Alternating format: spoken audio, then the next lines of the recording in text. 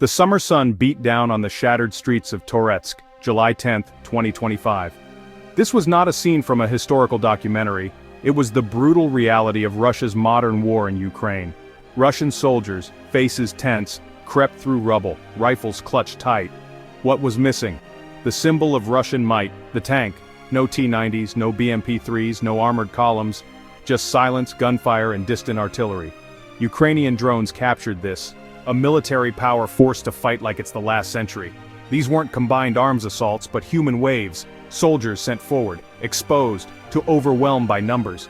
Without armor, every field is a killing zone, every street corner a deadly trap. APCs and tanks once shielded troops and broke lines, now infantry are left fragile and alone. The attack on Toretsk showed a Russian army stripped of its armored fist, forced to fight with bare hands. Ukrainian forces have adapted, shifting from anti-tank to anti-infantry tactics. Drones spot exposed Russian units, calling in precise artillery strikes. Russian soldiers know they're being sent forward with little protection, their lives expendable. This is not the swift, decisive operation promised in 2022. It's a grinding, bloody war of attrition, where a soldier's life is worth less than a tank. The absence of armor has changed the very nature of the fight. The psychological toll is immense. Every advance is a gamble with death. This is the new face of Russia's war, exposed, desperate, and increasingly futile. Ukraine has become a graveyard for Russian military hardware. Over 33,000 Russian armored vehicles, tanks, IFVs, APCs, are confirmed destroyed, damaged, or captured. This staggering loss is a critical blow to Russia's offensive capability. Many of these vehicles were aging Soviet-era models, barely functional after decades in storage. The most modern tanks, like the T-90M, were lost early. Now Russia is fielding relics. Armored brigades are hollowed out. Units exist on paper, but lack the vehicles to fight. Grand armored assaults are gone.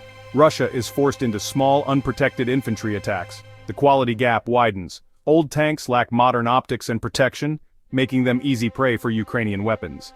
A T-62 from the 60s is no match for a drone or Javelin missile. Russia's war machine is being dismantled by relentless attrition, not a single battle. The graveyard of steel grows, and with it Russia's ability to achieve its objectives shrinks. The loss is not just in numbers but in the very doctrine of Russian warfare. The era of Russian armored dominance is over. Russia's shortage of military vehicles has led to desperate improvisation. Soldiers now ride to battle in civilian cars, sedans, pickups, even old Ladas, painted in crude camouflage. These vehicles offer no protection, they're a sign of a broken logistics system. In some sectors, Russian units use donkeys and mules to carry supplies, an image from another century. This isn't clever adaptation, it's a symbol of technological collapse. Civilian cars can't keep up with tanks or survive in combat, leaving infantry exposed and fragmented. Attacks are slow, predictable, and easily countered by Ukrainian defenders. Makeshift vehicles break down constantly, adding to chaos and frustration. Morale suffers. Soldiers know they're seen as expendable, not even worth a proper military vehicle. The use of Ladas and donkeys transforms soldiers into cannon fodder. It's a clear signal. Russia's military is in deep crisis. The Kremlin's attempt to replace lost vehicles has failed. Factories work non-stop, but most refurbished tanks are rusted relics, barely functional. Western sanctions block access to modern electronics and parts, leaving tanks blind and outdated. The T-14 Armata, once hyped as Russia's future, is a flop. Too complex, too few, and absent from the battlefield. Corruption and inefficiency cripple Russia's defense industry. Ukraine receives advanced Western systems. Russia fields tanks designed 50 years ago. No matter how many soldiers are mobilized, a modern war can't be won with obsolete equipment. The hollowed-out tanks rolling from Russian factories mirror the hollowed-out state of its war effort. Russia's industrial failure is now its greatest vulnerability. Ukraine has turned the battlefield into a high-tech hunting ground for Russian armor. Drones, commercial and military, patrol the skies, spotting Russian vehicles day and night. Once detected, targets are hit by precise artillery or drone strikes. First-person view drones armed with warheads fly straight into tank weak points, destroying them cheaply and efficiently.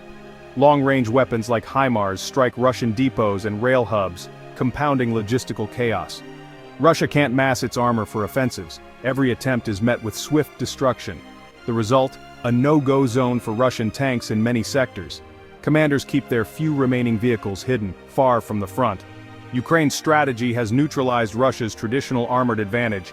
This is asymmetric warfare, technology and tactics beating brute force. Ukraine isn't just destroying tanks, it's destroying Russia's ability to fight the war it planned. The battlefield has changed and Russia is losing the technological race. Russia still has manpower, but without armor, it's a blunt instrument. Waves of new conscripts replace the fallen, but numbers alone don't win modern wars. Infantry without protection or firepower are easy targets, giants without swords. Large-scale armored assaults are gone. Now it's costly small unit attacks with minimal gains. Commanders rely on mass, sending wave after wave against Ukrainian lines. The result: horrific casualties, eroding morale, and poorly trained replacements. Soldiers are used as substitutes for lost vehicles, cannon fodder in a war of attrition. The Kremlin faces a dilemma: keep feeding men into the grinder or admit failure. Manpower is finite and endless mobilization brings social and political costs. Without armor, Russia can't turn numbers into victory. It's a giant being bled by a smaller, smarter, more agile foe. Russia's armor crisis is pushing its war effort to the brink. No propaganda can fix this material weakness. Without tanks and APCs, Russian casualties soar for every meter gained. Rapid advances are history. Now it's a slow, brutal crawl for little reward. Stalemate is the new reality. No breakthroughs, just attrition. Ukraine's tech-driven strategy is more efficient, degrading Russia's capabilities while preserving its own. Russia's military is being hollowed out, losing its best soldiers and equipment with no replacements in sight. The armor crisis exposes deep flaws: overconfidence, poor planning, industrial decay, and disregard for life. Empty fields and desperate infantry charges define this phase of the war. Russia's invasion isn't just stalled, it's failing, worn down vehicle by vehicle, soldier by soldier. The breaking point is coming, not with a bang but with exhaustion and collapse.